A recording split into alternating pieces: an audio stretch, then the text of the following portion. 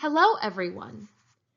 Welcome to the Florida Department of Economic Opportunities, DEO, Rebuild Florida Mitigation General Infrastructure Program presentation.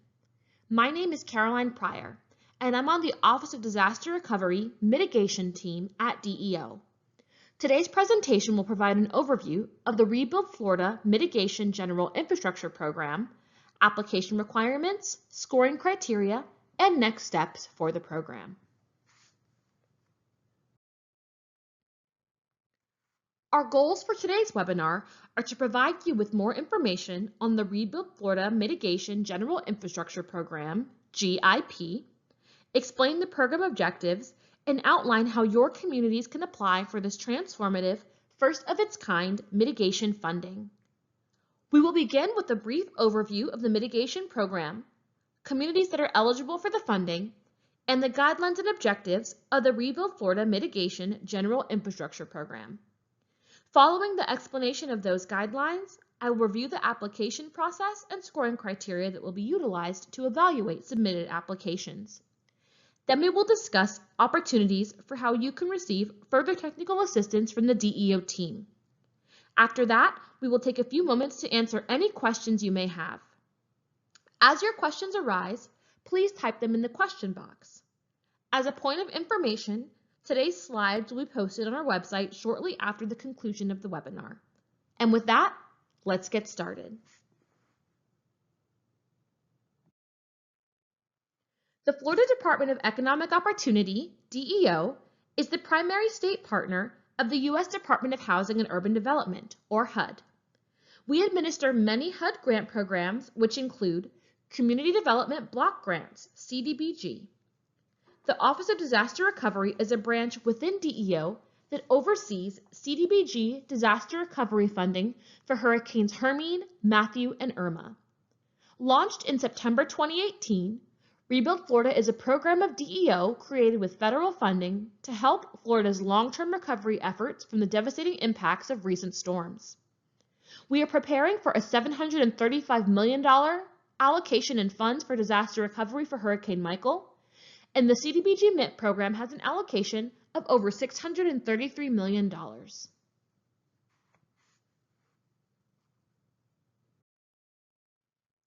In the spring of 2018, HUD originally announced that Florida would receive more than $633 million in mitigation funding. These funds are available through HUD's newly created Community Development Block Grant Mitigation Program, formed in response to presidentially declared disasters from 2015 to 2017. The Federal Register was published on August 30th, 2019. If you wish to view a copy of the Federal Register, please visit our website at rebuildflorida.gov.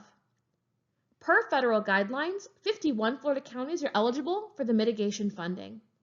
For Florida, this eligibility is based on 2016 and 2017 presidentially declared disasters.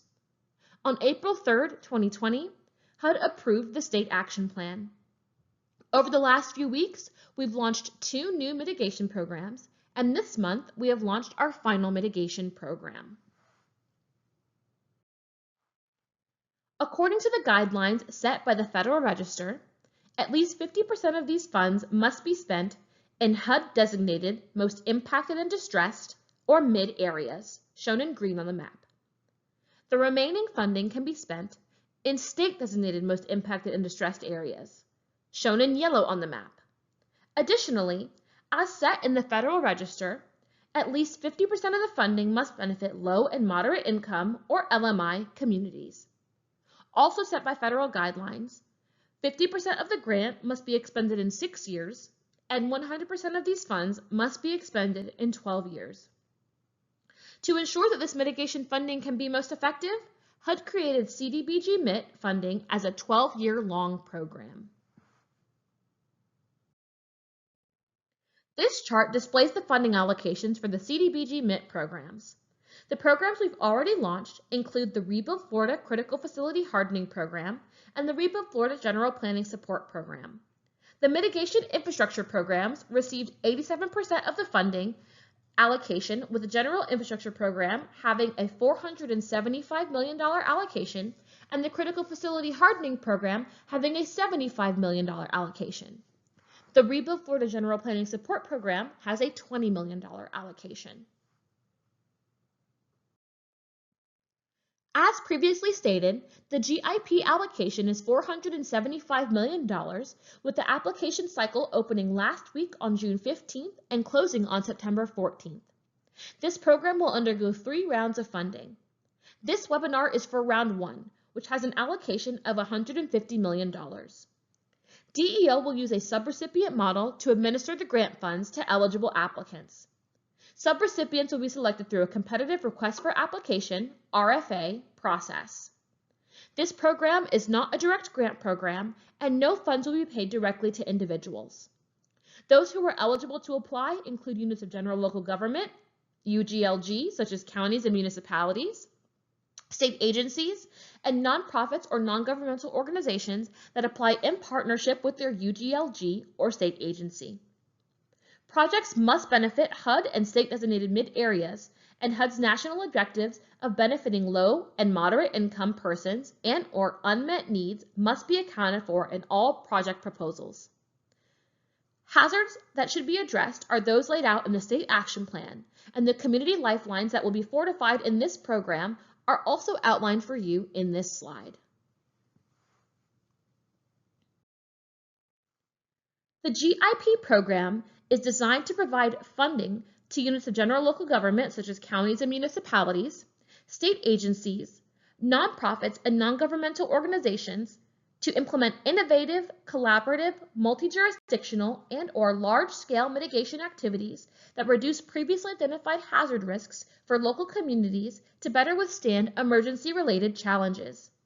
These regional investments include, but are not limited to, restoration of critical infrastructure such as water and sewer facilities, streets, removal of debris, drainage, bridges, etc., renourishment of protective coastal dune systems and state beaches, building or fortifying buildings that are essential to the health, safety, and welfare of a community, rehabilitation or construction of stormwater management systems, and road repair and improvement and bridge strengthening.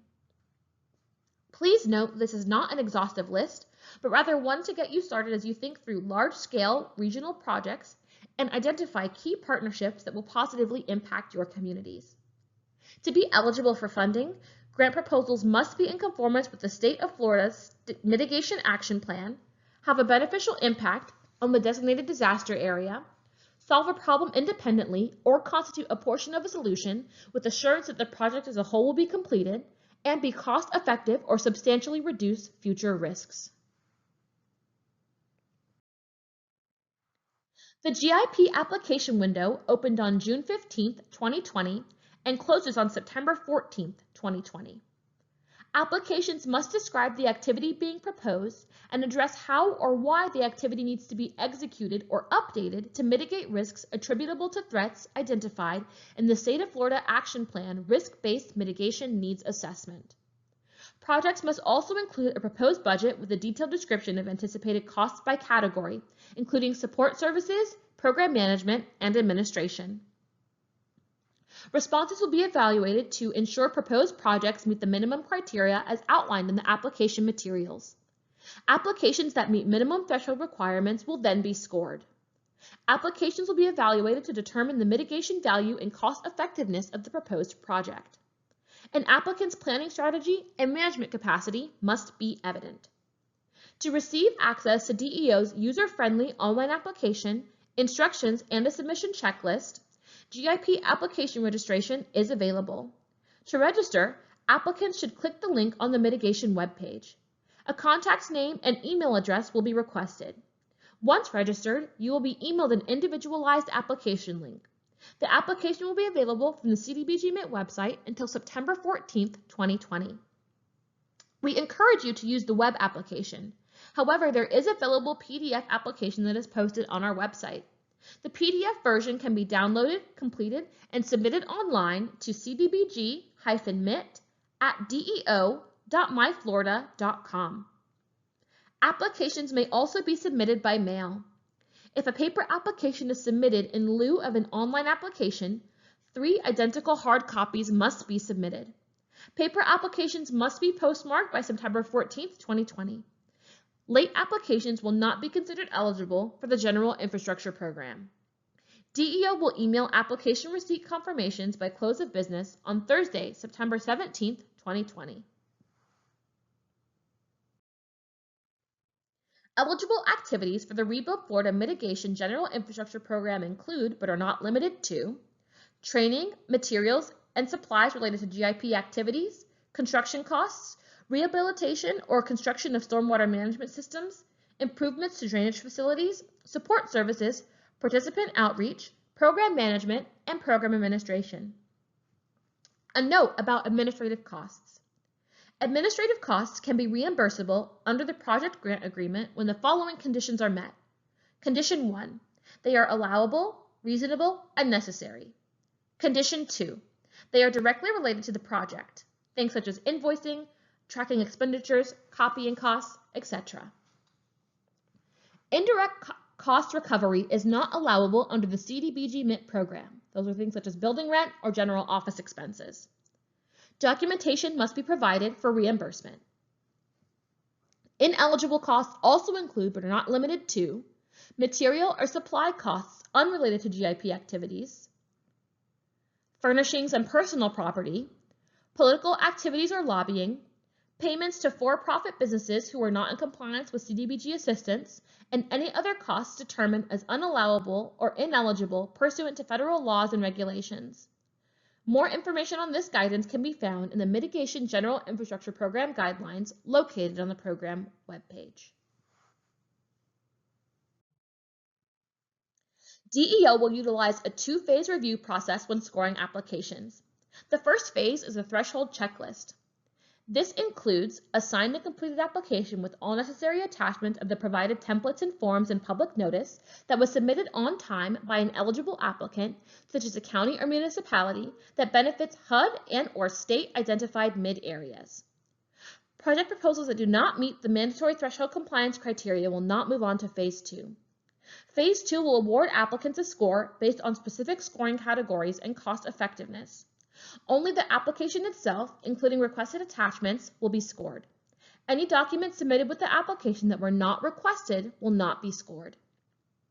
Under the Phase 2 process, there are 150 maximum points available broken out into the following categories: project description, community value, capacity plan, implementation plan, budget, leverage dollars, mid areas, overall LMI benefit, social vulnerability, and special designations. If eligible responses exceed available funding, applicants will be funded in rank order based on evaluation scores. Let's take a look at the online application. Now we will do a step-by-step application walkthrough of our online user-friendly application and cover each value in the scoring rubric as we go along. We developed this application with your communities in mind. This is our landing page for the GIP application.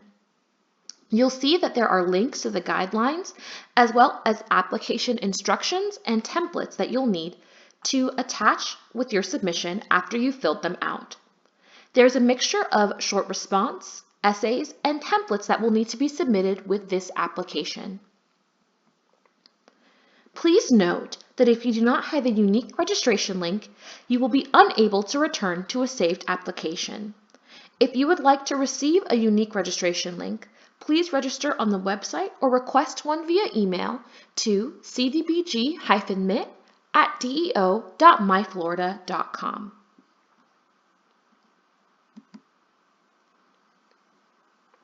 Enter the information and primary contact name.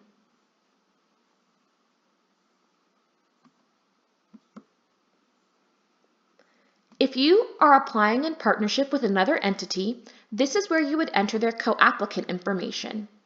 If you have more than 3 co-applicants, list the 3 that are contributing the most to this project. Additional co-applicants can be identified in your capacity plan.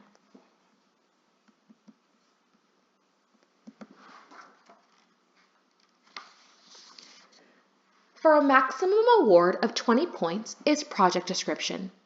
The applicant must explain in sufficient detail the nature of the project being proposed, as well as its purpose and what risks are being mitigated against. Please remember that the focus of the General Infrastructure Program is to support large-scale, multi-jurisdictional, transformative mitigation activities. Applicants will also need to describe how the work will be completed, funding projection methods, and anticipated outcomes.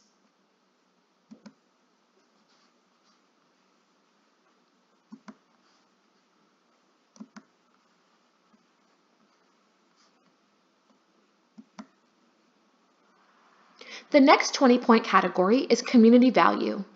Here, the applicant will describe the significance of the identified activity, discuss which community lifelines will be fortified as a result of the project's completion, and the process for involving community members in the proposed project. Here, you may attach up to 10 photos of the project site.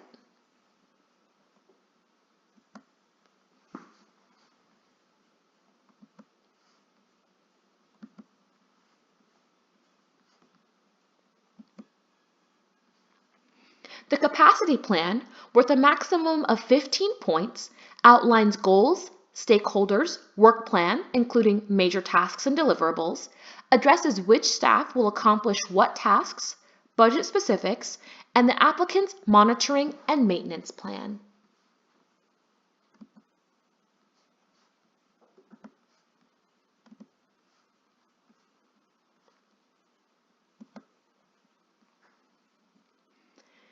The public notice requirement must be fulfilled for all proposed mitigation activities. Applicants may use one or both of the methods outlined below to meet these HUD regulations. Resources for non-English speaking citizens must also be documented. In this case, documentation must be translated into Spanish and Haitian Creole.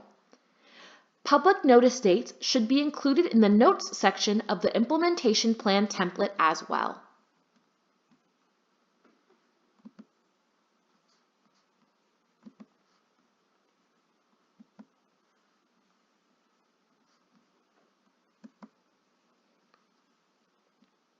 A maximum of 10 points may be awarded for the next category, the implementation plan. Here, the applicant must provide a chronological timeline of events from the project's beginning to end, including all deliverables and milestones.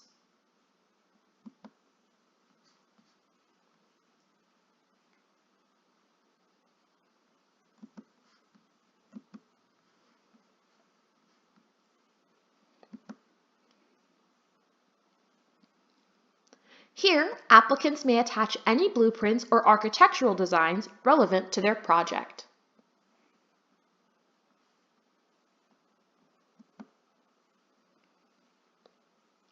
In the budget category, there is a maximum amount of 10 points. We expect detailed projections of finances for each step of the project. On this page of the application, you must also acknowledge whether or not there will be a duplication of benefits. If there is a duplication of benefits, the project will be ineligible to receive funding. We want to ensure that mitigation dollars go as far as possible.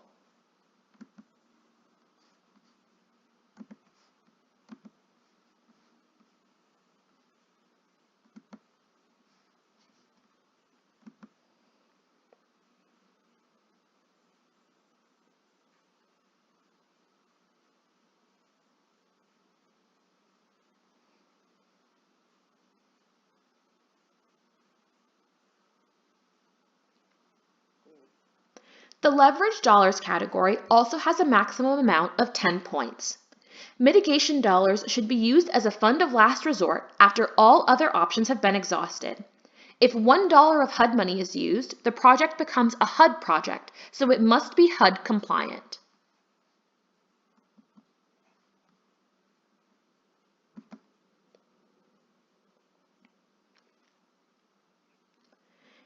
Here you will choose the county or counties that are impacted by your project. There is a maximum of 10 points in the mid-area category. HUD mids will receive 10 points, and state mids will receive 5 points. There is a 10-point maximum for social vulnerability, or SOVI. SOVI synthesizes a number of factors, including age, gender, race, and unemployment rates, to identify vulnerable communities. 2 points are awarded for a low SOVI score, 4 for medium low, 6 for medium, 8 for medium high, and 10 for high.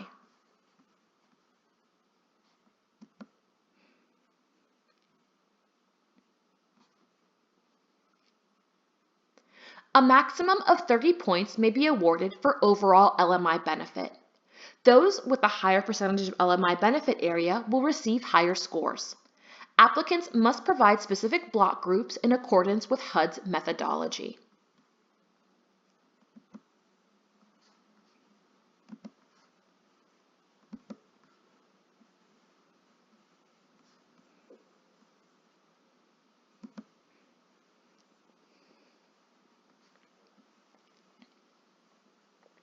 A maximum of 15 points may be awarded for special designations. This includes areas of critical state concern according to Florida Statute 380.05, rural county status, or physically constrained county status. 5 points will be awarded per special designation.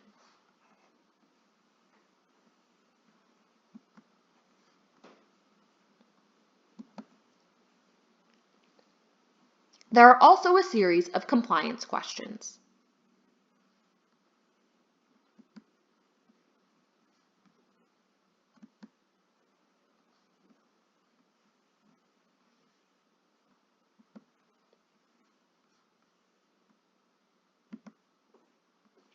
Sign to confirm submission.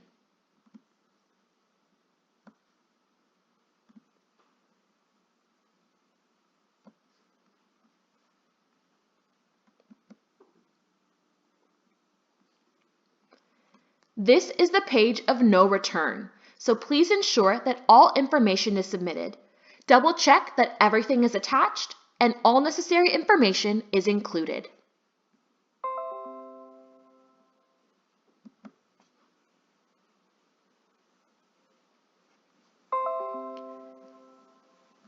This is the final page where you can see everything, and we recommend that you print a PDF for your records. Thank you. Applications will be independently reviewed and scored by DEO staff according to the aforementioned scoring criteria. We want to provide as much support as we can to program applicants. We will offer intensive TA or technical assistance through July 8th on a first-come, first-served basis, and will transition to a more traditional TA structure after that time frame ends. From June 25th to July 8th, DEO will provide one-on-one technical assistance phone calls with interested applicants. Email your questions ahead of your scheduled call to cdbg-mit@deo.myflorida.com. You can also reserve a time by visiting www.picktime.com/cdbgmit. To maximize your time during the call, please review the General Infrastructure Program guidelines on the Mitigation website prior to your scheduled meeting. After July 8th, applicants will have additional opportunities to receive further technical assistance from our mitigation team members. Now we will dedicate the remainder of this webinar to answer questions about the program. I'm here with DEO staff member Alyssa Hernandez, who represents the mitigation team. As a point of information, all slides along with the transcript of today's presentation will be made available on the program webpage. To learn more, please visit www.rebuildflorida.gov. And with that, let's dive into questions. Hi there. Thank you all so much for being here. We can plan, and we are at the mercy of the technology sometimes. So thank you for bearing with us with some of our audio and visual issues. But now we'll get into why I believe most of you all are here, which is the question and answer period. So many of you have already posted questions, and that is wonderful. We are excited to jump in and get right into the questions.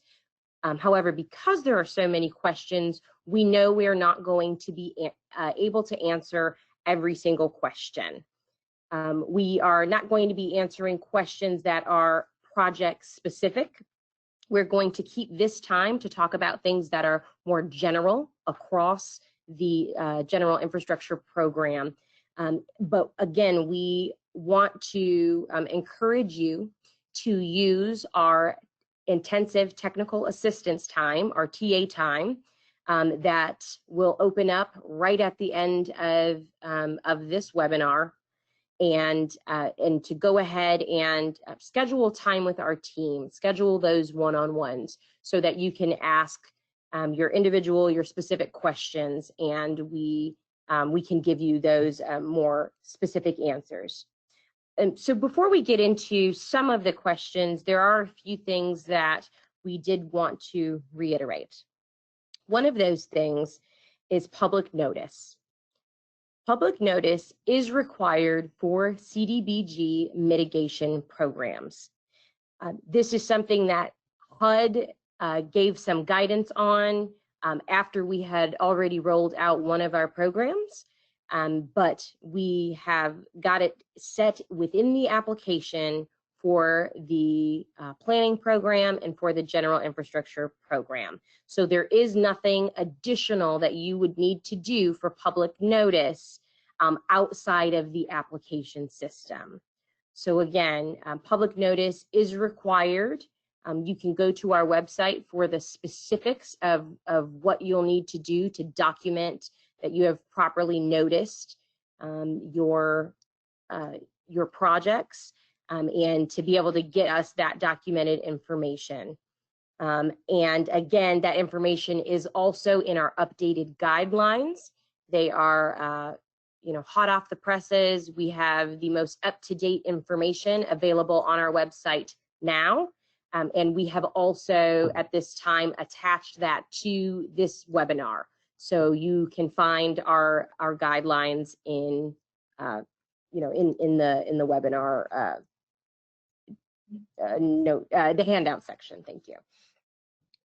So another thing that we wanted to reiterate was the time frame for rounds 2 and 3. What you heard today was a presentation on infrastructure round number 1. Round number 2 and 3 are set for future years. At the earliest, you'll be hearing about round 2 in a year from now. What we'd like to do is keep the program as close to this round as possible, but we also want to leave some room for flexibility, right? We want to take the lessons that we've learned in round 1 and apply them to rounds 2 and 3. And so you can expect some things to change, but a lot of things to stay the same as well. All right. Another question that we get quite frequently is, are there any tiebacks to any storms? The great thing with mitigation dollars is you do not have to have a specific tieback to a storm. Mitigation is about looking forward, not necessarily about looking back towards, damage to a storm. Mitigation's focus is, how do we make our cities and counties more resilient going forward? And so you will not have that specific tieback to a storm that you saw in some of our other grant programs. Specifically, the IRMA infrastructure program comes to mind. That is from the Disaster Recovery Fund, and that disaster recovery does require a tieback. We do want to make clear that these are 2 different programs, and that the goal of this program is for looking forward, looking for resilience. All right, not necessarily damage, tieback, and to restore anything that was damaged. Another question that we get quite often is on supplanting and on duplication of benefits. And so we want to be clear that HUD requires that all funds that are used from CDBG mitigation, that they are not duplication of benefits. And so what that really means for us is, if you have a project and you already have funds set aside for that project. Perhaps it was in your capital improvement plan, and you already have dollars going towards that project. You already have funds set aside. HUD will not allow you to apply or be awarded those same dollars that were already set aside, right? HUD views that as supplanting. So if the funds were already available, they, we can't use this money, in lieu of that. Now, we have had a lot of cases that have come up in the past few weeks where folks have said, well, this building was in our capital improvement plan, but due to COVID, we had to siphon money away from that plan, those future dollars, into providing money, to fill the need right now. In that case, you would be able to, because those funds are no longer available. So I do want you to be aware of that. And for all of these things, all of these different compliance issues, we encourage you to look in our Federal Register. We do have the actual Federal Register attached to our website. That is going to be the source of information. That is what we respond to. That is what we are held to. Those are the standards that we are held to, and that we will hold our applicants and eventually our subrecipients to. So please don't shy away. There's so much information at your fingertips through that Federal Register, and we encourage you to look up the specific statutes that are relevant and that are in that Federal Register. Right. Another question that we've received many times is, what's the timeline? In our guidelines, you don't have a timeline. In the webinar, you didn't say we have 2 years to complete a project. You are correct. We do not have that information intentionally. The beauty of mitigation is that this is a 12-year HUD program. We have the flexibility of time that many other programs do not have. For the goal of this program, for this to be transformative, large-scale projects, thinking outside of the box, bang for your buck, all of these things that we want you to do, they take time. And we have the time. And so we don't want to restrict you by saying all of your projects need to be completed within 4 years or don't bother. That's not what we're doing.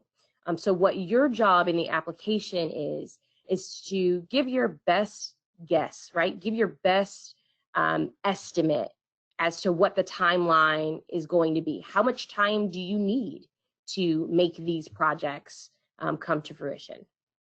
Okay. And we've got some other questions, if you would give me a moment. Okay, yes. Administrative costs and indirect costs. What you see in a lot of other programs is that you can just take a certain percentage of admin and tack it into your budget, and you'll be good to go. That is not the case for our mitigation programs. For mitigation, there is no funds that can just be off the top a percentage for administration. Every single dollar needs to be directly connected to the program benefit. All right, so we want to reiterate that the conditions that need to be met for administrative costs are that they need to be allowable, reasonable, and necessary, and that they need to be directly related to the project. That could include things like invoicing, providing documentation, copying costs, tracking expenditures. What we want to make sure you do is to really designate why, it is not good enough to just say X amount of funds for admin in your budget. You really need to be specific about what those administrative costs are and what those dollars are associated with what direct activities. And the other thing is indirect costs right? Those are not allowable in the program. And so those indirect costs can be things like building rent, utilities, those general office expenses. HUD does not allow us to fund those indirect costs. So we want to be clear about that. While we're on the subject of leveraged funds, or on the subject of budget, let's talk about leveraged funds. So leveraged funds for us means not 100% of the funds are being requested from the CDBG mitigation pot, that there are other sources of funding. Those funds can either be local, they can be from partner agencies. There's a whole host of sources of those funds. But when we ask about leveraging funds, we're asking for what dollars are going to be spent on this project that are outside of outside of the CDBG mitigation dollars. Now, hear us very clearly. That is not required. Leveraged funds are not required. A match is not required. In many other federal programs and state programs, you will hear that a local match is required. No match is required for these programs, right? So no match is required for the programs for you to be able to apply. However, if you do have funds that you can put towards the project, that would go in your leverage dollar section, and you actually have points associated with those leverage dollars. All right. Okay. So there is we do want to be very clear here. We know that there are many programs both within the mitigation umbrella and also the Rebuild Florida umbrella. And we want to be clear that we are dealing with the mitigation infrastructure program. The way that timing had it, the IRMA infrastructure program is actually going to close at the end of this month. That program is active and live right now, and it closes at the end of the month. That is a different program from a different bucket of funds. Those come from our disaster recovery funds. And those requirements include things that we spoke about earlier, like ties to damage, right? And there are a whole set of different rules for those funds. There is a completely different federal register guiding the process for our IRMA infrastructure program. And so we want to be very clear that these two programs are different, the timelines are different, the requirements are different. We are happy to talk those differences through during our TA. We are happy to accept emails about that. We work very closely with our IRMA infrastructure team, and we're happy to get you in contact and make sure that you're applying for the right program. Another difference between our programs for mitigation and other programs is that there's no specific LMI requirements to apply. So you don't have to meet a minimum threshold to apply. For mitigation, we are required to hit a minimum of 50% LMI, so that's low to moderate income population. We're required to meet that minimum for the entire state, not project by project. So to that end, we are not requiring you to have a certain LMI to be able to apply. However, what you will see in our application is that the LMI scoring is quite high. It is 30 points out of, I believe, 150 points. So what that means is that maximum of 30 points means that you have a high LMI population. If you don't have any LMI or you have a very low LMI, you will not be receiving any points for that. So please, while you are evaluating whether your projects, whether or not you should apply, look at what the available points are. Do a mock-up of what you think your scores might be, right? All of that information is available online. If you do not have LMI, you can meet the urgent need national designation, national objective through HUD.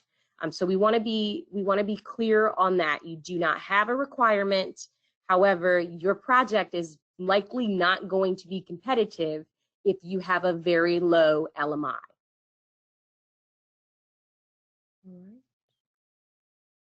Procurements. We get this question quite a bit. Procurements must follow all state and all HUD requirements. Again, with procurements, this is going to be a great time to crack open that Federal Register and to look at exactly what those requirements are. We also have sections in our guidelines that speak to procurement requirements. It's in the section 5.7, and the title is Procurement Requirements, and that is on page 34 of our newest guidelines that were updated and posted to the website today. So again, those procurement requirements and all of the things that they reference, right? All of the reference material can be found on page 34, section 5.7, procurement requirements in the general infrastructure guidelines. Again, that information, the guidelines are actually posted here, as a part of this webinar, but additionally, they are available online.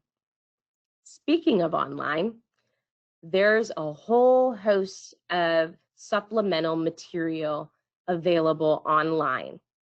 We have, as a team, worked very hard to make this application as easy as possible.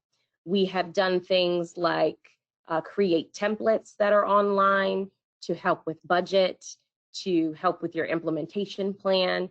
All of those materials are online. All of our guidelines are online, and we encourage you to spend some time on the website. Okay.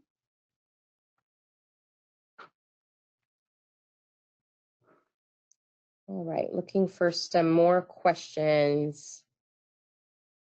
Okay, limits to applications. In this program and in all of our mitigation programs, we do not have a cutoff for applications. You can apply as many times as you would like. Now, our team does not want you to apply 400 times, of course, but you are not restricted from applying. So if you have several projects that you would like to throw in, you are allowed to do that. What we want to be clear is that every project has its own application. The reason we require a new application for every project is that every project has a different area of benefit. And for those of you who have worked with CDBG, for those of you who have done anything with LMI or area of benefit, you know how critically important it is to identify exactly who is being served through each of your projects. And so that means each of your projects may have different areas of benefit, and we want you to apply accordingly. Now, we do want to be clear that this is a little different from our earlier program, the Critical Facility Hardening Program that ends at the end of this month. For that program, you were restricted to a single building. Many of you asked, well, what about our drain pumps? What about, different things that are not necessarily attached to a building. Maybe it's an entire drainage program, right, that goes over several miles, right? Or maybe it even crosses different jurisdictions. That's okay here, right? It was not okay for our critical facility hardening, which was focused specifically on those critical facilities. But for infrastructure, we want you to think large. We want you to think transformative. We want you to have those big ideas. We want you to have multi-jurisdictional projects. And so everything that is associated with that project can go in one application. You do not need specific, you do not need a specific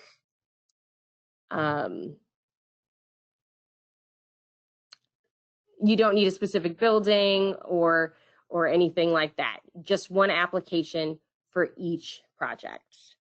All right, I know we're getting very close to time. I'm going to do my best to answer as many questions as I can. This is about co-applicants. Co-applicants are really an illustration of that cooperative, multi-jurisdictional, that type of project that we're looking forward to seeing. So co-applicants can be a county and a municipality. It could be several counties. It could include perhaps nonprofits, educational institutions. Those can be your partners. We do want to let you know that we will need one primary applicant, and that the primary applicant will be responsible for communicating with our offices, for submitting, signing off on everything, and will eventually, when they become subrecipients, will be responsible for all compliance. So again, we want to be clear that that is okay, and we expect to see that. We expect to see co-applicants, but they are also not required. Okay. Community lifelines. A few months ago, while we were talking about design for the programs, Joseph Oglesby, our bureau chief, came up with this phrase about Lifeline Bingo.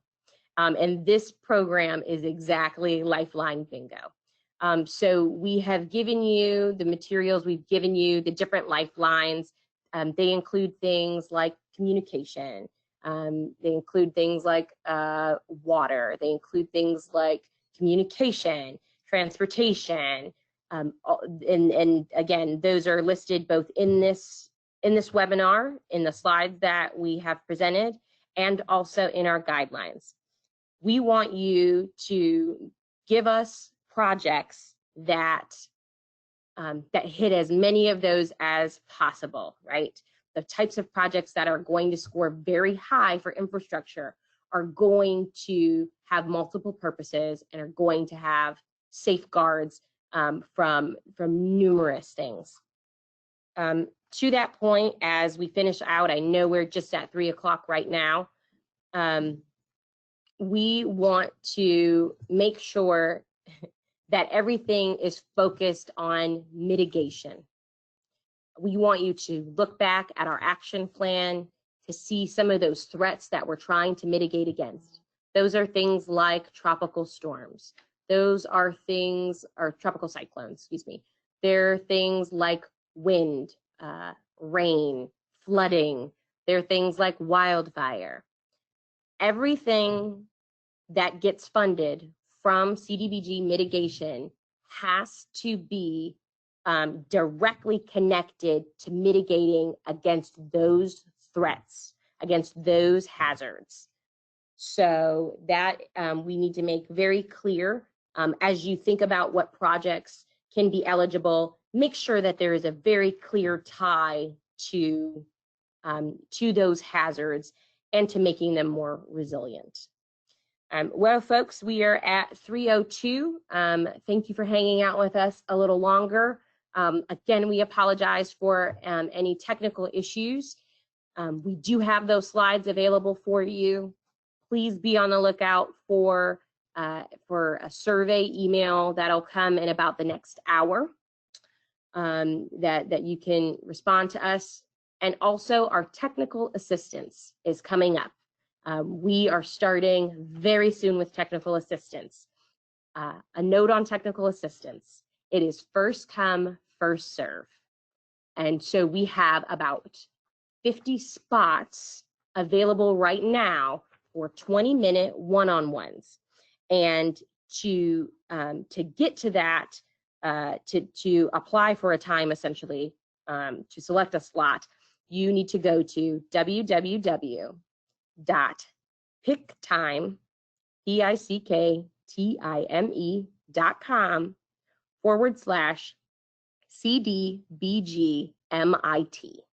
And that will get you access to our one-on-ones where we will be more than happy to chat with you about your specific projects and any questions that we were not able to address today.